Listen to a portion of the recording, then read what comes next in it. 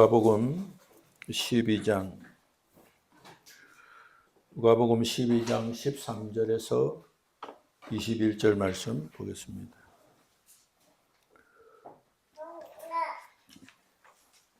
누가복음 12장 13절에서 21절 말씀.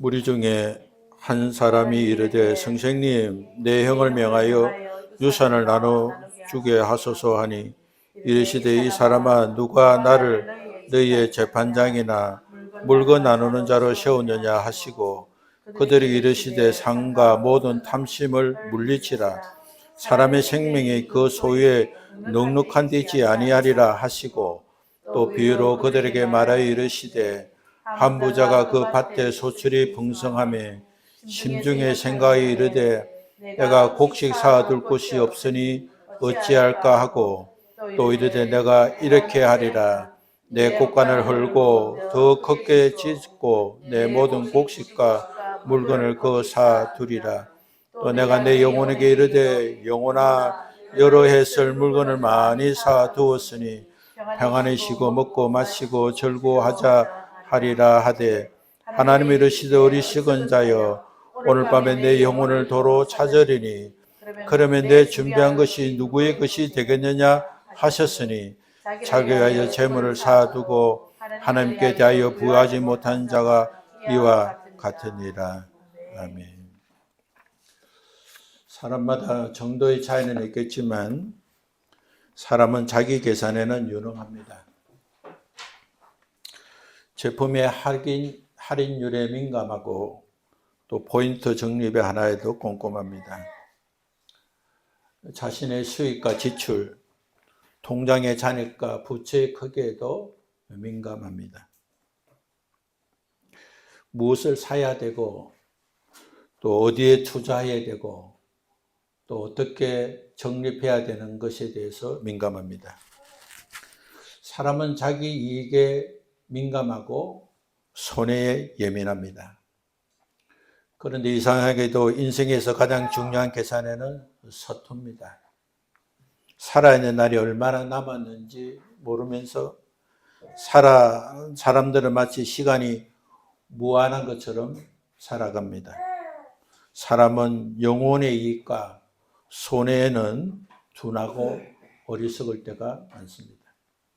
오늘 본문의 말씀을 보면 한 사람이 예수님께 나와 간청했습니다.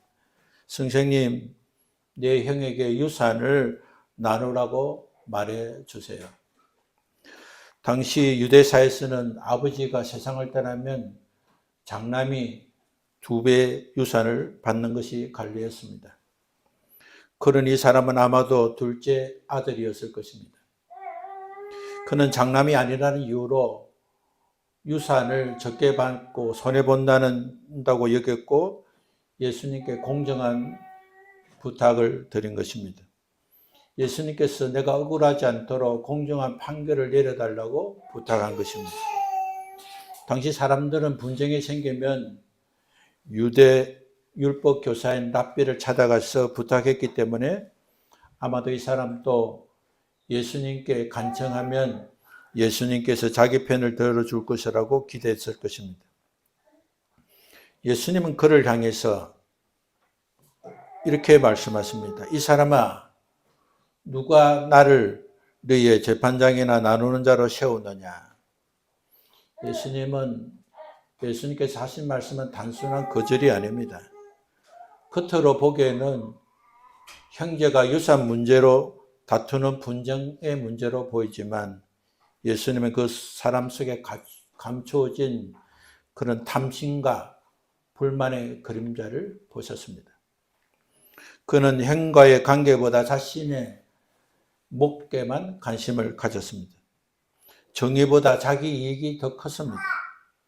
예수님은 그의 요구한 재산의 분배보다 그 마음속에 자리 잡고 있는 탐욕의 분열을 더 심각하게 보셨습니다.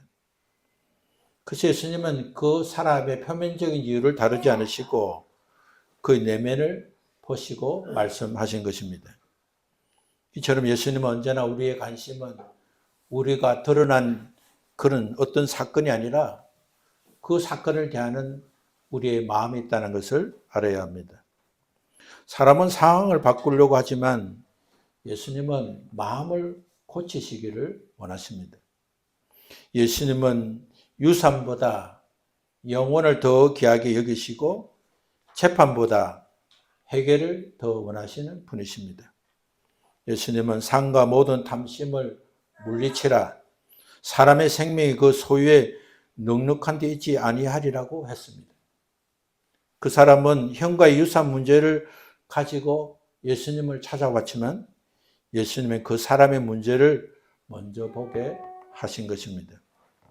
예수님께서 삶이란 소유에 넉넉함이 있지 않다 하셨습니다. 예수님이 하신 말씀은 가난한 것을 미화시키는 말씀이 아닙니다. 예수 믿고 사는 것은 가난하게 사는 것이 더 좋다. 예수 믿으면 가난을 받아들이라는 말씀이 아닙니다. 무엇이 진짜 행복과 성공인지에 대한 근본적인 말씀입니다. 우리가 살면서 소유가 넉넉하면 생활이 불편하지 않습니다. 불안도 많이 줄어듭니다. 그리고 선택의 폭도 넓어집니다. 넉넉함은 분명한 행복이고 성공에 영향을 줍니다. 그러나 돈은 행복과 성공의 조건일 뿐 근원은 아닙니다. 왜냐하면 돈이 충족이 된 후에도 사람은 여전히 공허하고 여전히 불안하고 여전히 불만이 남아있기 때문입니다. 소유의 넉넉함은 삶의 불편을 많이 줄일 수 있지만 마음의 결핍을 온전히 없앨 수 없는 것입니다. 사람의 행복을 결정짓는 것은 돈의 넉넉함이 아니라 관계의 넉넉함입니다. 돈의 크기가 아니라 관계의 크기가 사람을 행복하게 하고 성공하게 하는 것입니다. 가난해도 서로 의지하고 그리고 서로가 서로를 돕는 넉넉한 관계는 행복을 잃지 않습니다. 그러나 돈이 넉넉해도 서로의 관계가 무너지면 행복도 성공도 무너지는 것입니다. 지금보다 더 살면, 지금보다 더 여유가 생기면 우리 부부도 우리 관계도 우리 사이도 좋아지겠다 생각하지만 그러나 아무리 많은 것을 가져도 관계가 무너지면 행복도 성공도 의미가 없는 것입니다. 사람은 좋은 관계로 행복해지는 존재로 만들어졌습니다. 하나님은 사람을 창조하실 때 서로가 사랑하는 관계로 하나님을 사랑하는 관계가 될 때 행복할 수 있는 존재로 만드셨기 때문입니다. 그래서 관계가 무너지면 아무리 풍성해도 행복할 수 없습니다. 소유가 넉넉해도 인색하게 살면 가난하게 되는 것이고 소유가 좀 부족해도 나눌 줄 알면 풍요롭게 되는 것입니다. 진정한 부유는 넉넉한 소유가 아니라 감사와 나눔의 기쁨을 소유한 자에 있다는 사실을 반드시 알아야 하는 것입니다. 우리가 욕심을 부리면 자기 시야가 좁아집니다. 욕심이 생기면 다른 사람은 보이지 않고 자기 자신만 보게 되는 것입니다. 그래서 가까운 사람도 경쟁자로 봅니다. 남편이 잘 되는 것도 아내가 잘 되는 것도 친구가 잘 되는 관계조차 경쟁자로 보이기 때문에 행복하지 않는 것입니다. 그럴수록 우리 마음은 좁아지고 관계가 틀어지고 영혼은 메말라지게 되는 것입니다. 예수님은 형과의 유산 문제를 문제 삼아서 그 문제를 해결해달라고 온 한 사람에게 이렇게 설명하시고 비유로 말씀했습니다. 어떤 부자가 그 땅에 풍성한 소출을 냈습니다. 부자는 소유가 더 넉넉하게 되었습니다. 이것은 다 하나님의 은혜였습니다. 넉넉함은 하나님 주신 축복이었습니다. 그러나 부자는 그 넉넉함을 오직 자신을 위해서만 계산을 했습니다. 곡식은 어디에 살지? 창고를 더 크게 지어야 되겠다. 그렇게 되면 내가 오랫동안 쉬고 먹고 마시며 즐길 수 있겠다. 그는 생각을 하면서 그는 긴 미래를 생각했습니다. 오늘 주님이 비유하신 말씀을 볼 때 부자는 세 가지를 착각했습니다. 첫 번째는 내가 가진 것은 전부 내 손으로 얻은 것이라고 착각했습니다. 하나님께서 은혜를 베풀어 주셨다는 사실을 망각했습니다. 두 번째는 내 생명의 주인은 나라고 생각했습니다. 자신이 건강관리를 잘하고 운동하고 좋은 음식을 먹고 미래를 준비하면 자신은 죽으면 얼마든지 연장할 수 있겠다고 생각했습니다. 세 번째 착각은 미래는 내 계획대로 흘러갈 것이라고 생각했습니다. 부자의 중심은 자기 자신뿐이었습니다. 그의 마음에는 하나님이 없었습니다. 그와 사랑했던 또 사랑해야 할 이웃도 없었습니다. 자신과 관계된 하나님도 이웃도 없는 오직 자기 자신뿐이었습니다. 넉넉하면 분명 축복입니다. 그러나 하나님과 이웃의 관계를 잊어버린 넉넉함은 오히려 심판의 시가 될 수 있습니다. 주님은 말씀하십니다. 어리석은 자여, 얼마나 무서운 부르심입니까? 사람들은 그 사람을 성공한 사람, 재능 있는 사람, 부러움의 대상으로 여겼을 것입니다. 그러나 하나님은 말씀하십니다. 어리석은 자여, 오늘 밤에 내 영혼을 도로 찾을 것이다. 주님이 비유하신 비유의 말씀은 갑작스럽고 단호한 한마디 말씀이었습니다. 부자가 그렇게도 준비했던 내일이 오늘 밤에도 끝나버렸습니다. 그토록 창고에 쌓아 올린 넉넉함이 한순간이 무너지게 되었습니다. 진짜 어리석음은 영혼을 빼놓고 인생을 설계하는 것입니다. 예수님은 계속 묻습니다. 그 준비한 것이 누구의 것이 되겠는가? 우리가 움켜쥐고 살아온 모든 것은 결코 주님이 부르시는 그날에 결국 남의 손에 흘러갔습니다. 많은 것입니다. 내 것이라 모아둔 것이 내가 죽는 순간에 이미 내 손을 떠나서 타인에게 가게 되는 것입니다. 영원한 것은 하나님께 드린 사랑과 믿음, 사랑하는 사람 이웃에게 베푼 선행, 진리를 위해서 살아온 순종과 헌신뿐인 것입니다.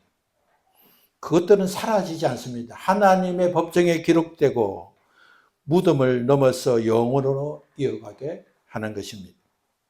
그래서 예수님은 하나님께 대하여 부여하지 못한 자는 참으로 가난한 자리라고 말씀했습니다. 하나님께 대하여 부여한 자만이 정말 넉넉한 자로 사는 것이고, 하나님에 대하여 부여하지 못한 자는 그가 어떤 형편이 됐든지 참으로 가난한 자라고 말씀하셨습니다. 하나님께 부여한 사람은 헌금을 많이 드리는 사람이 아닙니다. 하나님 앞에서 나는 주님 없이는 살 수 없습니다고 고백한 사람입니다. 우리가 살면서 하나님께 시간을 드리고 돈을 드리면 나는 하나님께 부여한 자라는 착각에 빠질 수 있습니다. 하나님 우리의 거래 대상이 아닙니다. 하나님은 많은 돈을 드리고 많은 시간을 드릴 때 하나님 기뻐하는 것이 아닌 것입니다. 우리가 하나님이 기뻐하는 것은 돈의 액수와 수고의 시간이 아니라 우리 마음 중심에 나는 주님 없이는 아무것도 아닙니다. 나는 주님 없이는 살 수 없습니다고 고백하는 그 마음, 그 마음의 동기를 주님이 보시는 것입니다. 하나님께 부여한 사람은 생사화복이 주님께 있다고 믿고 살아가는 사람입니다. 우리에게도 오늘 밤이 있습니다. 주님은 말씀하십니다. 오늘 밤 내 영혼을 찾으리라. 우리가 그 밤이 되면 세상에 아꼈던 모든 이름, 모든 타이틀, 모든 성공은 한순간에 사라집니다. 그때 남는 것은 우리가 짓고 넓혔던 창고 안에 있는 것이 아니라 하늘 곳간에 쌓은 믿음과 사랑입니다. 어쩌면 인생에서 가장 무서운 실패는 성공한 줄 알고 살아왔는데 하나님 앞에 섰을 때 가장 실패자라고 그렇게 평가받는 것, 그보다도 위대한 실패는 없을 것입니다. 정말 성공은 세상을 실패한 줄 알았는데 주님 없이는 살 수 없다고 고백하고 살아온 것이 하나님 앞에서 성공한 것을 깨닫는 것입니다. 그러므로 오늘 우리는 계산을 바꿔야 됩니다. 더 큰 창고를 짓는 인생에서 하늘 곳간을 채우는 인생으로 바꿔야 하는 것입니다. 그렇게 하려면 우리가 어떻게 해야 됩니까? 오늘 저는 5가지를 여러분에게 제안하려고 합니다. 첫째는 소유보다 관계를 우선해야 됩니다. 내가 많이 넉넉하게 될 때 좋은 관계를 유지하겠다는 생각을 버려야 됩니다. 더 많이 들여서 더 돈이 많아지고 건강이 좋아지고 조건이 좋아지면 하나님도 사랑하고 이웃도 사랑하는 일에 헌신하겠다는 생각을 버려야 합니다. 소유보다 관계가 우선이라는 것을 반드시 기억해야 합니다. 돈과 명예를 쫓기보다 하나님과 사람 사이의 관계를 먼저 세워가야 합니다. 깨어진 관계를 회복하는 것이 하늘 곳간을 채우는 첫걸음이 되기 때문입니다. 둘째는 받기보다 나누는 삶을 선택해야 됩니다. 더 모으는 것이 아니라 나누는 데 참된 부여가 시작되기 때문입니다. 가진 것이 적어도 가진 것이 넉넉하지 않아도 주려고 하는 사람이 될 때 채워지는 것입니다. 주라 그리하면 혼대로 넘치게 하시리라고 주님이 말씀했습니다. 작은 것이라도 사랑을 나눌 때 그것이 하나님 나라에서 반드시 계산이 되는 것입니다. 세 번째는 오늘의 삶을 영원한 관점에서 바라봐야 됩니다. 오늘의 삶은 오늘의 삶으로 끝나는 것이 아니라 오늘의 나의 삶이 영원한 삶을 결정한다는 것을 반드시 기억해야 합니다. 그렇기 때문에 하루를 계획할 때 이 일이 내 영혼에 얼마나 유익한가를 생각이 듭니다.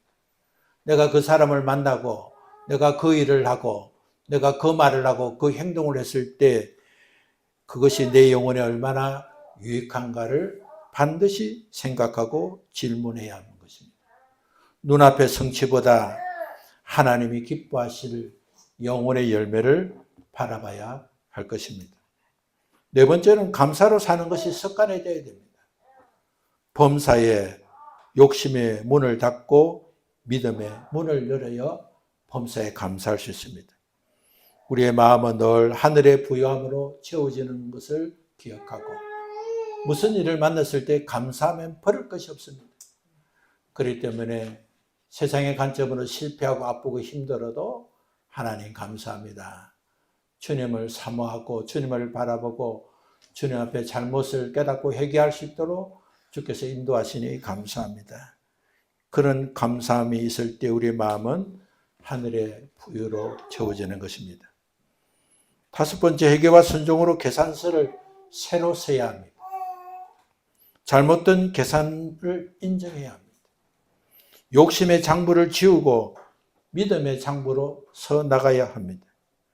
그것이 잊힌 계산서를 다시 여는 일입니다. 인생의 마지막 밤에 우리 손에 쥔 것이 아무것도 없을지라도 하늘의 곳간에 많은 것들이 차 있다면 그 인생은 참으로 성공한 인생입니다. 오늘 우리의 계산이 바뀌어 세상의 창고가 아니라 하나님 마음의 부유한 인생으로 살아가기를 바랍니다. 그것이 진정 잊힌 계산서를 찾는 길이고 영혼의 빛을 회복하는 길입니다. 이런 은혜가 한 주간 동안 우리의 남은 생활 동안 계속되어 이어나갈 수 있도록 주님의 은혜를 구하고 믿음으로 쓰임받는 우리 모두 되시기를 바랍니다. 우리 함께 일어나셔서 찬송가 488장 부르겠습니다.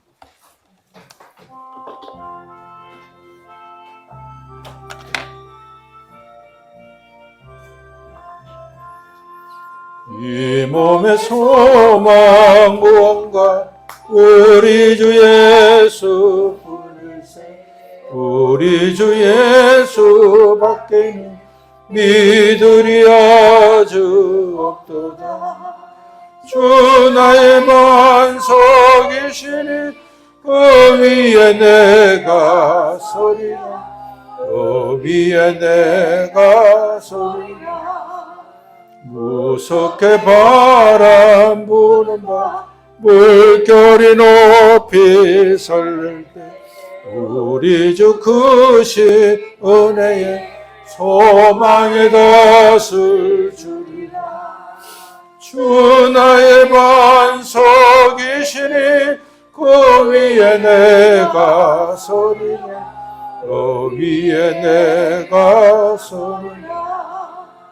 세상에 믿던 모든 것 끊어질고 날 되어도 구주의 언약 미사와 내 소망 더욱 그리라. 주 나의 반석이시니 그 위에 내가 서리라. 그 위에 내가 서리라. 바라는 천국 올라가 하나님 앞에 배울 때 우주의 은을 힘입어 오롯이 바로 서리라. 주 나의 반석이시니 그 위에 내가 서리라. 그 위에 내가 서리라. 하나님 아버지, 인생의 마지막 밤에 우리의 손에 쥔 것이 아무것도 없을지라도 하늘의 곳간에 많은 것들이 차 있다면 우리 인생은 참으로 성공한 인생이고, 우리 인생의 밤에 우리의 손에 아무리 많은 것이 있을지라도 그 넉넉함은 오히려 하늘 곳간에 아무것도 차 있지 않는다면 우리의 인생은 참으로 실패한 인생입니다.